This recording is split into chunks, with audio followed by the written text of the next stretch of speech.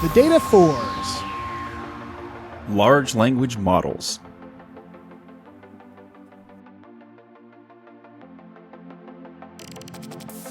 Welcome to the Data for All podcast. I'm Charlie Apigian. And I'm Charlie Yielding, where we want to empower you to think different with data. And this is another one of our Data Fours. And today we're going to talk about large language models, or as I like to say, the engine behind generative AI. Mm-hmm. Yeah, we were talking about this a bit earlier. And I think that when you hear about Gen AI, like some of us know some of the pieces. Like I've obviously heard of LLMs or large language models before. I've heard about pre-trained transformers. I've heard about, like the old school machine learning and all this other types of stuff that could be construed as AI. But I feel like you're in a really good position to help clarify that for me and everybody else who's listening. So what sticks out about all of these pieces to you that we should know? Yeah, and so I picked four things, and I think one thing that, Charlie, you and I talk about this all the time, if we can hyper-focus on a topic, that allows us to figure out the ways to teach it back to our audience in a simplistic way. Yep. Because, me explaining this from the mathematical perspective, only thing that does is make me act like I think I know what I'm talking about. That does no good. But if we can explain how these components work, then when people are using them, they understand the nuances of things such as if we say fine tuning or other, what is parameters? That is nobody really understands those. So we're going to do our best to simplify that down into something we can all understand. Well, luckily for you and everybody else, like even if you can't get down to the layperson level, I'll bring you down there. That's good. I do appreciate that. I'm probably going to be really excited today because this is about data. So large language models are basically huge, what we call corpuses. So a corpus means a huge data set of text in most cases. And so that is a foundation of a data set that allows us then to prompt it in a way that we can extract things from it. And the reason I mentioned foundational is when I have collected data in the past, it's always been for a specific reason. A large language model is just all data sitting there ready to go, but it's not specifically because you're trying to solve a specific problem. It's just there for you as a foundation for you to ask it questions, and hopefully it can spit back the answer that you want. So when we were talking about GPT last year after it first came out, we were talking about, I think that's when you first mentioned the word corpus. Because it reminds me of Corpus Christi, which is, it's a song and whatnot, but or a place if you live in Texas. But this is what I want to make sure that I understand is like the corpus for GPT 3.5 and then 4 initially was all of the internet up until September of 2021. All the text that it extracted. All the text from the internet. Yeah. So when we do natural language processing, so before this whole generative AI thing came around, we were doing natural language processing. What does that mean? That means we were taking text, unstructured text, and trying to extract something out of it. And so you would have data sets of unstructured text. That is a corpus. So unstructured text is just a bunch of words. Just a bunch of words stacked up, or is it actually kept in a similar format? Like, so if there's a paragraph or if there's 3 paragraphs on a website that make up an idea around, LLMs, for example, like the natural language processing would take all of that and understand that it's 3 paragraphs that are together. Yes. And so in the past, there were 2 ways that we would do things. We would do like the bag of words approach. And that just means you take all the text you have and throw it in, and there's no rhyme or reason. That's really different. Is mixed up. Yes, that's okay. The only thing in that case is if the word artificial is in there, it's in there 50 times, but you don't know where. Then we get into vectorization with natural language processing, and vectorization basically just means it keeps its order. So the word artificial, what comes after that? the word intelligence. And so really the whole idea of a large language model is to create a foundation for us to be able to predict the probability of a specific word after another word. Okay, so how we there so far with large language models? Well, we've talked about that from the perspective of Gen AI before. It's just trying to determine what the next best word is based off the prompt you gave it. Yes. And so in that particular piece, you're saying that that's natural language processing, or that's large language model, or how did those two interact? So the old, we'll just consider natural language processing the old terminology and our old techniques. Okay. And the use of transformers. Remember, pre-trained transformers, GPT, generative pre-trained transformers, really changed the game, because everything in natural language processing was unsupervised, which means just completely exploratory. Now we have this ability to create models or foundational models, LLMs, with supervised learning. But it's a different type of supervised learning, which I think I'm going to get into. Yes, I get into that in number 2 on our list today. So, all right. So we're coming around to it. Until then, LLMs work with pre-trained transformers, or they are pre-trained part transformers? Of it. Yeah. So that's the mechanism. So the engine, really, I say engine, not just the fuel, because, if you use the car analogy, you have fuel, you have engine, and then you have the vehicle itself, that you use. So you have data, you have a generative pre-trained transformer. So the large language model is the data and the transformer. And then you have an application that uses it. So ChatGPT is a program. It's not an LLM. Okay, so let me take another shot at this, because I think I just had a breakthrough. Oh, the GPT, the actual pre-trained transformer, is a combination of or is like in combination with the data creates an LLM. Yes. And so GPT and the data is an LLM. Yes. Or large language model. Yes. And what really makes the model in the end is the weights, or the almost like the coefficients for each one of those parameters. So you've heard that like Llama 2 you can extract that and put it on your computer. Well, it's like, how can you do that? Because all that data. No, you only are getting basically the weights of each of those parameters. And that's really the model. So in the end, once you train it, you don't need the data until you want to do an update. And you know why that's important? You know how much it cost to train GPT-4? No. $500 million. An estimate for Google Gemini, $1 billion. Gemini, like $1 billion so far? That is the estimate. That's the rumored amount. We are now, 3 days after the announcement of Google Gemini. And so, yes, that's what they're saying. That's what it took to take all that data and extract out 1.8 billion parameters into a model that they're calling Gemini Ultra, that has all of the parameters in it. And then what they also did was create smaller versions of that. So we can get in, we will get into when we get into fine tuning here today. Yeah. I'll save that question for later. Great. Yeah. And so just to break this down, large language models, unstructured text in a foundational model that can be, that can generate either text or answers based on a prompt.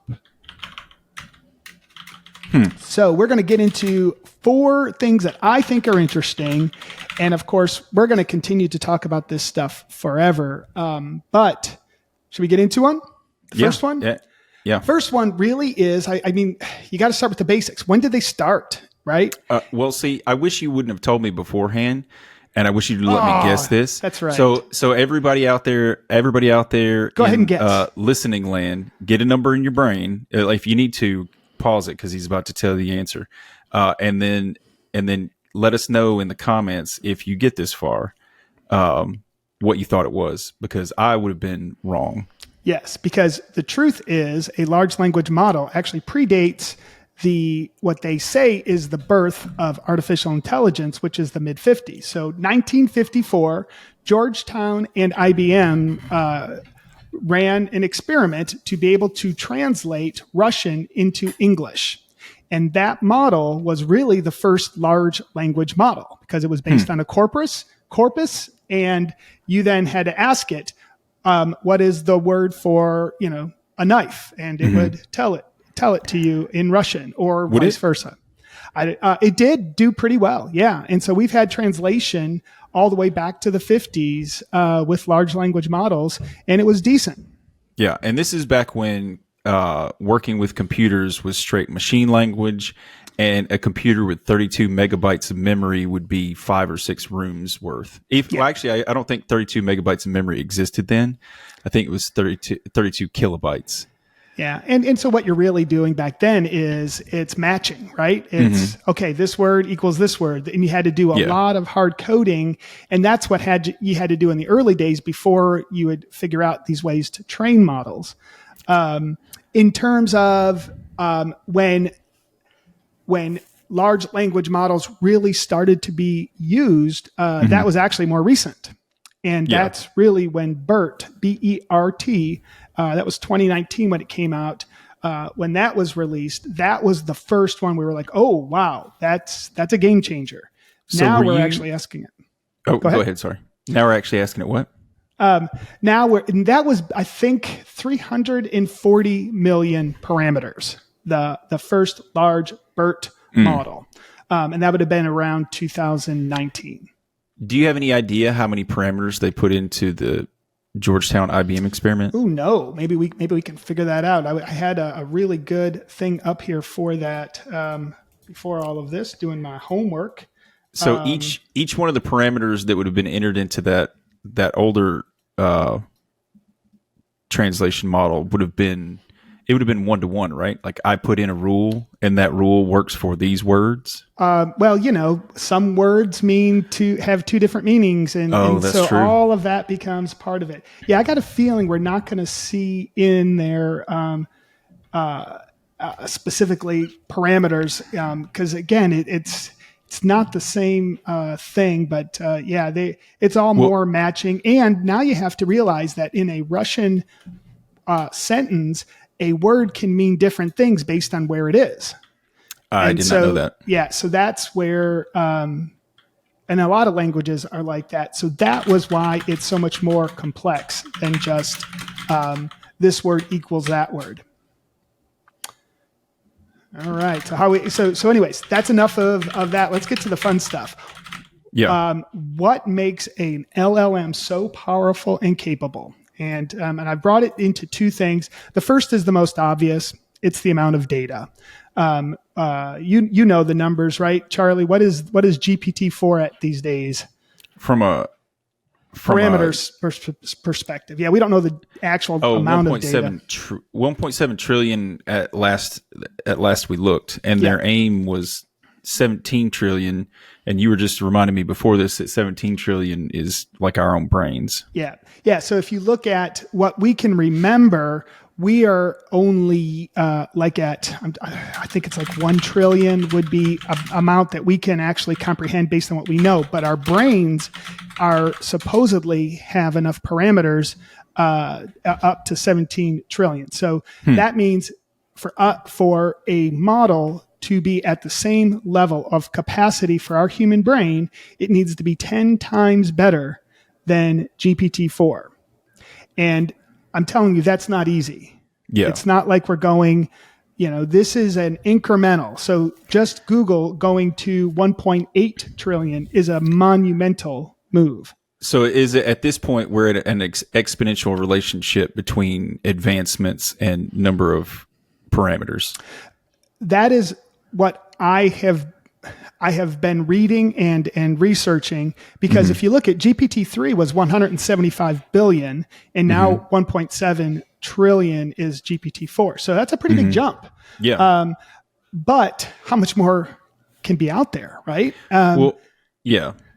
You look at models. You look at models that you can download locally, and they'll have 150,000, but they can do a lot. Yep. And then you've got like the bards or the Claudes that are on the billions of parameters, and they can do a lot more.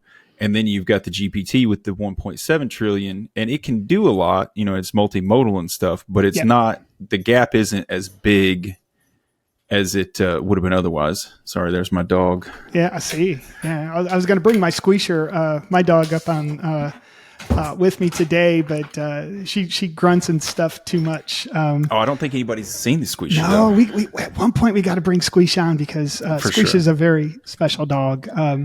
It's an English bulldog that literally was stolen a couple of weeks ago for another podcast. We'll do it when we have our big long one. Yep. Nice teaser there, huh? All right. Here's why LLMs are so amazing. You ready? Yep. Self-supervised learning. Okay. Which means?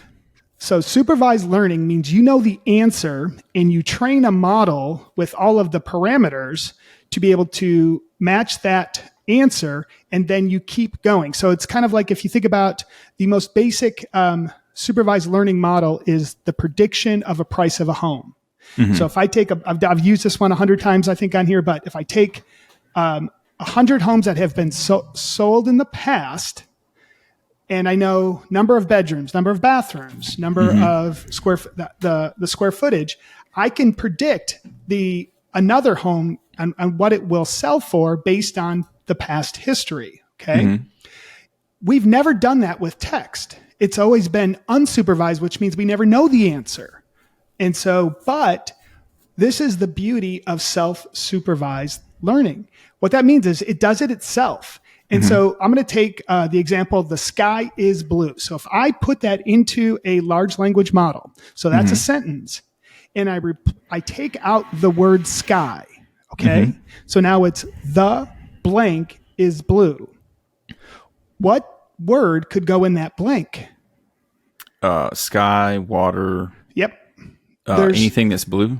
So there's all these different ones. So it can go out there and see all the different times that it's seen a sentence that's the blank is blue, and it comes up with probabilities for that word occurring. So it'll have sky, it'll be ocean, there could be a car, all these different things that would be the, and then insert word. Now, if it's shirt, let's say, well, in most cases, I would assume that sky and ocean or water is higher probability in that sentence than shirt. And then, of course, if you add the context, remember, generative AI is about contextual artificial intelligence. The context around that word, you even get higher probability. So if the next sentence has the word boat in it, well, it's probably still sky and ocean, right? Yep. And then if you see like a dolphin or, things that relate to water, the probability of water over sky would come into play there. So, yeah. So I'm gonna stop you right there because that's a lot. It's so good though, isn't it? Oh. It is, but I think it's important. Like, this is a part we've got to get our head wrapped around, or I've got to get my head wrapped around. This is the beauty right here.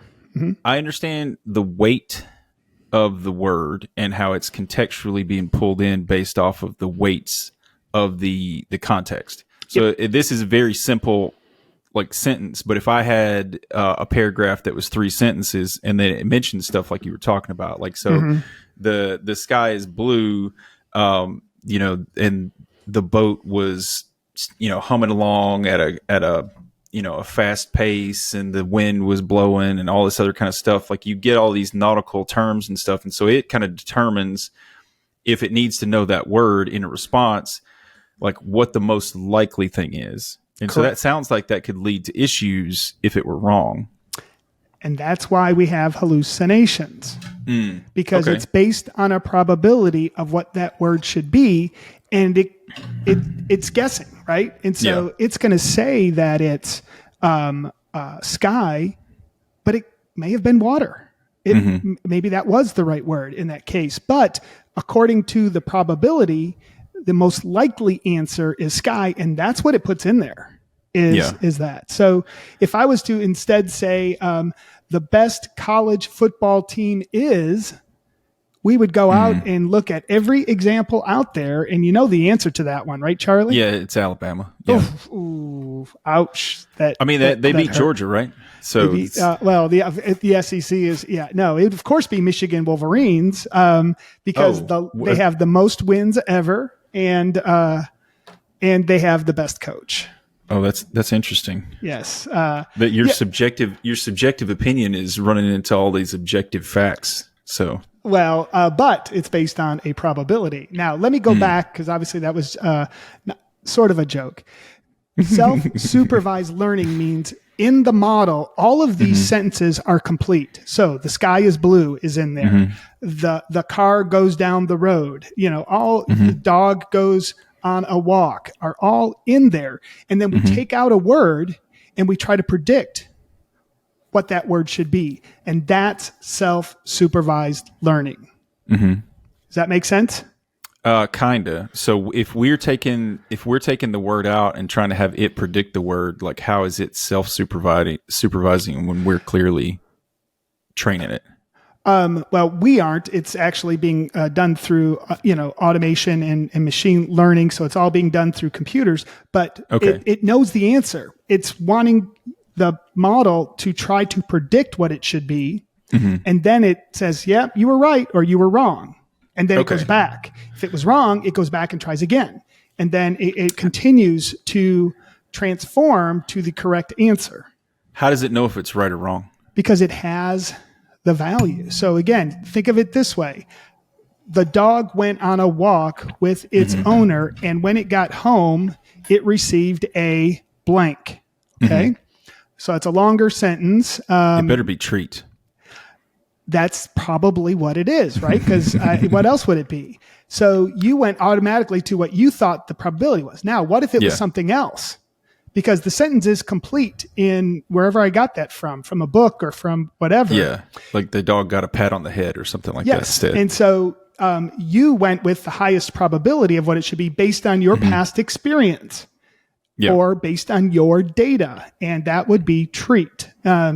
And I know that when my dogs come home, the first thing they do is go over to the one bin where they know the treats are. And so same thing. It's always it's a treat that they get at the end of their walk. So you know that information. So you try to get, the model tries to guess it based on probabilities, and then it looks and says, was I right? Because it knows the answer's treat. It just took it away for it to try to train and guess. And it's really sure that it's treat. And if it's really sure, because it's 99.9%, then yes. And then it keeps going on. It's like every time you see that, it knows it's going to put in the word treat. All right. So I've got a like an analogy, we'll call it, and I need you to tell me if it's okay or not. Okay. Like, I'm having a conversation with another human being, and I'm trying to, maybe I'm trying to tell them about LLMs. But I'm also trying to use words that matter to that person more than like necessarily using the most accurate words possible. So in my head, I'm searching for the best words to go along with the conversation that I'm having as I'm going on, because I don't know 4 sentences ahead what I'm going to say. So as I'm choosing words, I'm naturally assigning, natural language processing, I'm naturally assigning the next word that I think is going to have the most impact. So it feels like the same to me, but this is where you come into a conversation, and then you've got somebody, they'll say most of the sentence, and then they kind of get hung up on that last word. And then, whether this is annoying to you or not, like then you've got people who are guessing. It's like, what about this word? And they're like, no, it's not what I'm looking for. Yep. Like that feels like the most, like everybody's done that. And that is large language model type of natural processing, because you as the listener are trying to interject what the next word is, and you may or may not be right based off of the context. And as you're the person who's giving the information, you're also deciding the importance of each word as it relates to the person you're talking to.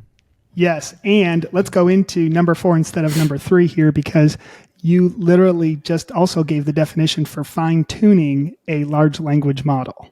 Oh, yeah? Well, how about that? Now think about it. The only thing a foundational model is doing is it's not trying to predict what Charlie Yielding wants to see.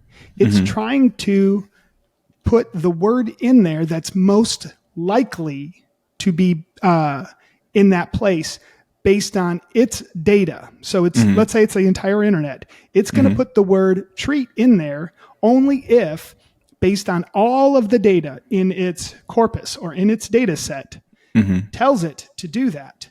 But if I instead am more interested in giving the answer that Charlie Yielding would give, now I have to fine tune that model to give me the right answer. So this is where things in industries, things like finance, law, marketing, we're going to start fine tuning these foundational models or large language models specifically so that they give the answers that either we want or that our customers want or whoever is the target audience.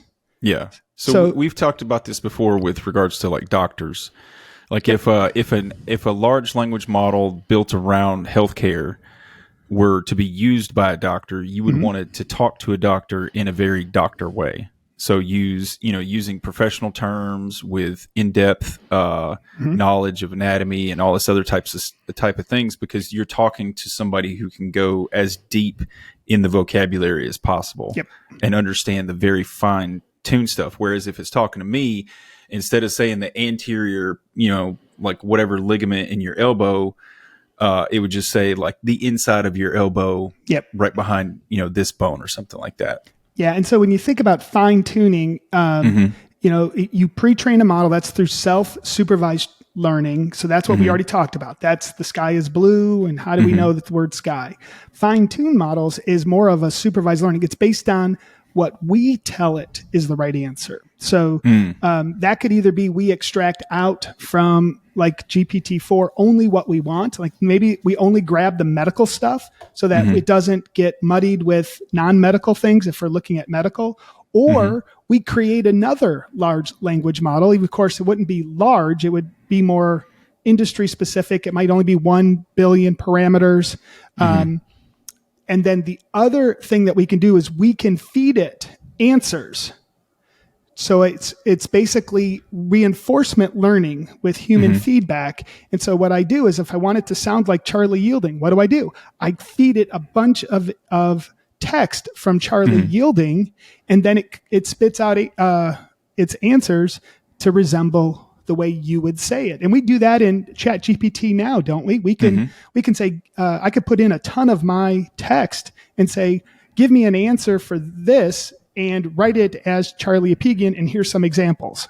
And so we're already fine tuning models now, but what we will do is like a great example. I was thinking of, something I could come up with, and I don't know why I was thinking of finance. If I asked, what is an escrow? If I ask that in a generic way, that might be 50 different answers, right? Because it's not just finance. But if I want it to be a finance specific answer, then I need to fine tune a model to only give me finance answers. Yeah. Like how is escrow involved with the closing of a house? Or something like that. Yeah. And so tied to a mortgage, where escrow is just something where you're just accumulating something. And it could be anything, but when you talk about in terms of a mortgage, completely different context. Yeah, it's just a neutral holding spot. Yep. And so what I think you're going to see in 2024 is fine tuning of models. It's great that, Google Gemini, I don't see major changes. Like, I don't know if there's going to be a GPT-5. I don't know. We will know, like, given our history, tomorrow will be GPT-5. Given when we say something on this podcast, the next day we are proven wrong. That is exactly right. Between recording and posting it, new stuff happens. That's right. That's how GPT-4 came out. We talked about GPT 3.5, and all of a sudden 4 was out the next day. So I have said I don't think 5 is coming out in 2024. So it'll happen. I'll be right, because it'll come out tomorrow, which is 2023. And so, but I really don't see these major advancements. I think it's going to be the fine tuning of models. That's what we're going to see mostly in 2024. I know OpenAI has definitely put a target on that particular type of thing, like siloed models that professionals can get into. Well, and again, think about it. It cost $500 million to train GPT-4. We can't say that we're going to go do that for law and things. We have to really fine tune what's already out there and then use specific data sets that are a lot smaller to be able to hone in on those kind of answers that we're looking for. I mean, you're doing it in your company, right? I mean, you're looking at taking your knowledge base and using generative AI to be able to allow you to get answers. That's true, but it's way smaller though, and Sure. there's not a whole lot of nuance to it because we're doing a whole bunch of like yes no stuff, like at least in the front end. Like maybe like the troubleshooting aspect of like mobility gets a little trickier because we'd have to build out very detailed like step 1 through 6 for every single potential troubleshooting issue that comes through, which we can do. That's just it's an over time effort and whatnot. I have a question going back to like when you say it costs 500 million to train GPT-4. Yes. Like, where does that cost come from? Is that compute power? Yeah, mostly compute power, time, resources, people. Usually that's hardcore compute for like 2 straight months. And we're talking an entire computer farm out there that's running to do that. Yep. Yeah. So for those of you who are unaware, there are businesses out there that are set up around providing time with very powerful computing arrays or supercomputers, and you need that type of stuff to be able to train these models. And it's very expensive. Very expensive. So you were telling me this before, and I find it really difficult to wrap my head around, but you're saying that GPT-4 cost $500 million to train, and that Gemini was a bit more. It's rumored because again we're in day 3 and they're not willing to say what it is yet until it gets leaked. But it's between 1 billion and 1.5 billion. Wow. Google can spend the dollars here or there, right?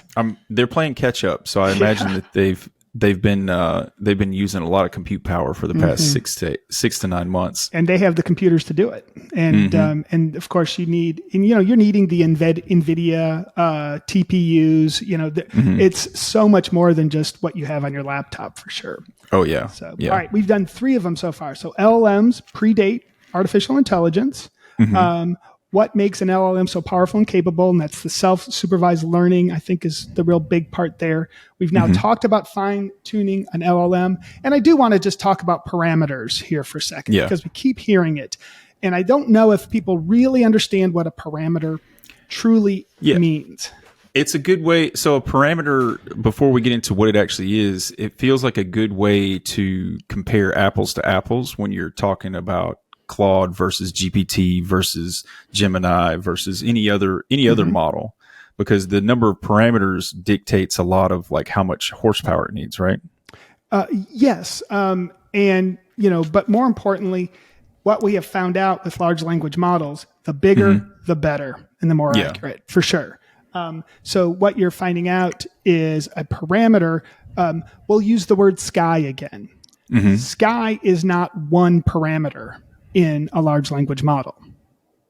Only one. What do you mean by that? It's not only one. It is a word, and therefore it is a parameter, but the word sky can be used in several different ways, combinations, things like that. So it could be in there thousands of different times because it's sky and then whatever comes next, whatever comes before it. So it's the combination. It is the relationship sky has to other words. That's each of those parameters. So we only have so many words in the English language. But when you look at all the combinations of words, that's why you're up to 1.7 trillion. Okay, so what you're saying is that it's not just like the name Sky, because some people are named Sky. It's not just the Isle of Skye, and it's not just Sky. So it wouldn't be three. Right. It wouldn't be 3 parameters there. There would be Sky went to the zoo. The sky is blue. The sky is gray. The sky is like, so every single bit of context. Every relationship that Sky has to other words can be in there. And that's why it's this incredible compute power, because, the relationship sky has to the word blue, to orange, it's everything that it could have. Okay, so something that helped me understand this a little bit better was when I learned how pre-trained transformers work. Mm-hmm. And so a transformer, a pre-trained transformer will take a word and assign a number to that word. Yep. And then do all of the stuff needed to compute the structure, and then it will reconvert it back to words and spit it back out to us. That is correct. And so the word or the number that's associated with that word, like say sky, is 5 in one context. It's not always 5. Sometimes it can be a 5 and then a 4, because like what you're saying, it's like the blue was before it, or no? Am I off there? It's all a big matrixy. It's matrices. So it's it could be column 5, and then there's a billion rows, and then that's the relationship for each one. So because most of the math for this stuff is basically algebraic matrices. And that's where the compute power comes from, though, right? Because it's dealing with numbers so big that we can't even comprehend it. Yeah, and the combination of each one of those, and having to compute each of the compute a matrix that is astronomical just to get the relationship between two words. So can you understand? Do you have the ability to kind of articulate like how much goes into, like how big would a data set be if we were just comparing two words in all of their, context with every other word? Yeah. Now you're getting into basically the combinations and permutations, and that's a bunch of math. Let's not get there today. Well, so would it be like if you had to put all that in a spreadsheet and say that this is the corpus, right? How, like, would that be something with millions of rows? Oh, absolutely. Okay. Absolutely. So it would be just for two words, the data set that you would use, like from a data science perspective, would be enormous. Well, yeah. I mean, it depending on how you're looking at it, but the relationship that each one of them has to basically every word. Mm-hmm. And each one is going to be then assigned a number of likelihood of being related. And so some words have no relationship to others, so it'd be close to 0.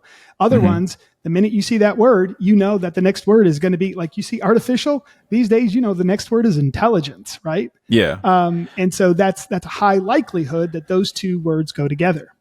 Yeah. And then so like with our models in English, where it's like a participant or an emerging leader or something like that, like it can derive the same the same understanding of our syntax in the same way. Yes.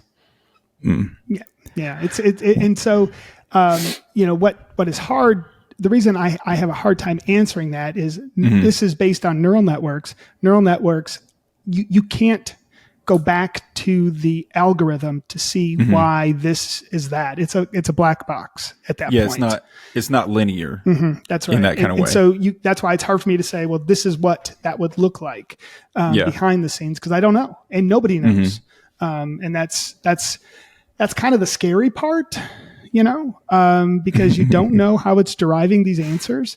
But at the same time, what I want people to know about when it comes to large language models is, first of all, how they're created. Because I think that's really interesting and simplistic. Semi-supervised learning is the way that's done, and how parameters are denoted. And that's why you can have 1.7 trillion pretty quickly. But most important, I want people to understand fine-tuning of large language models, because that is basically saying I've got this huge generic answer machine, but I need it for my area.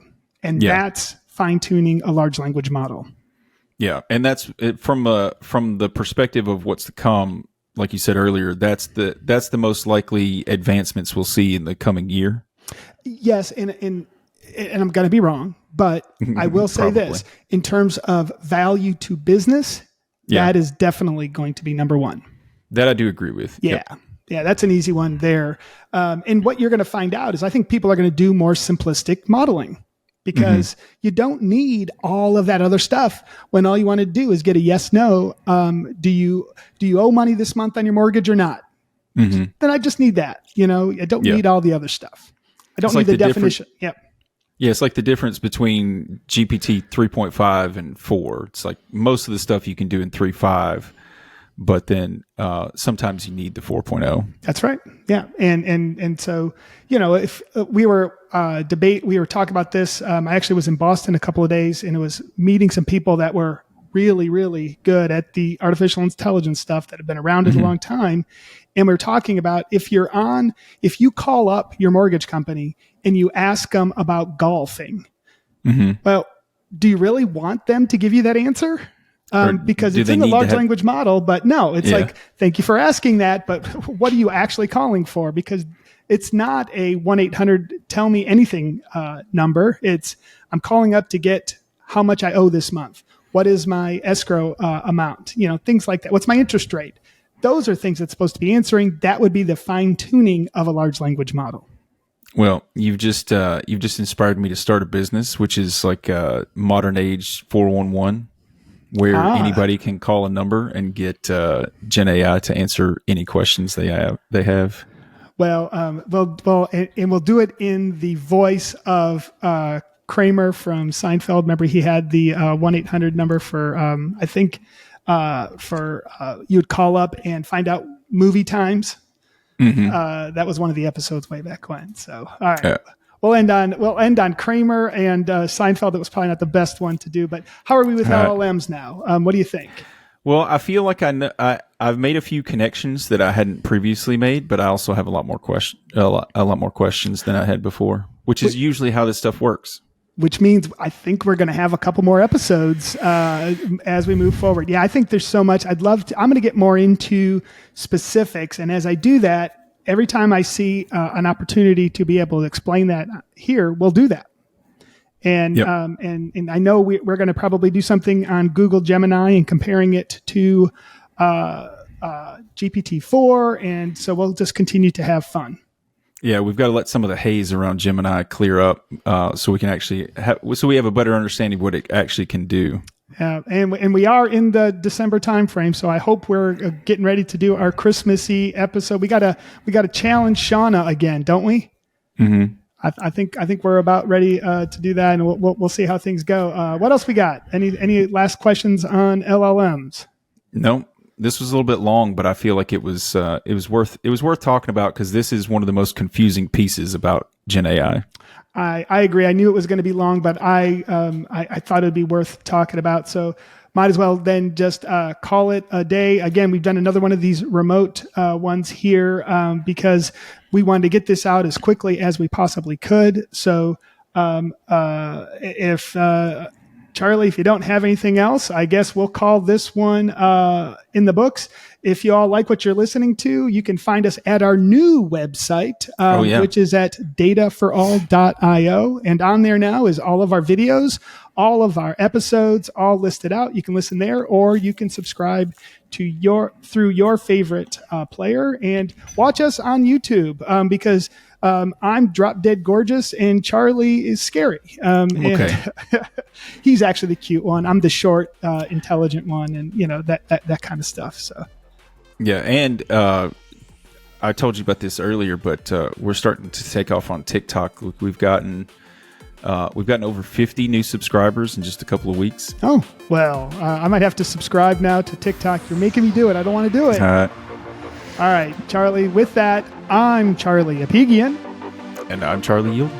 And until next time.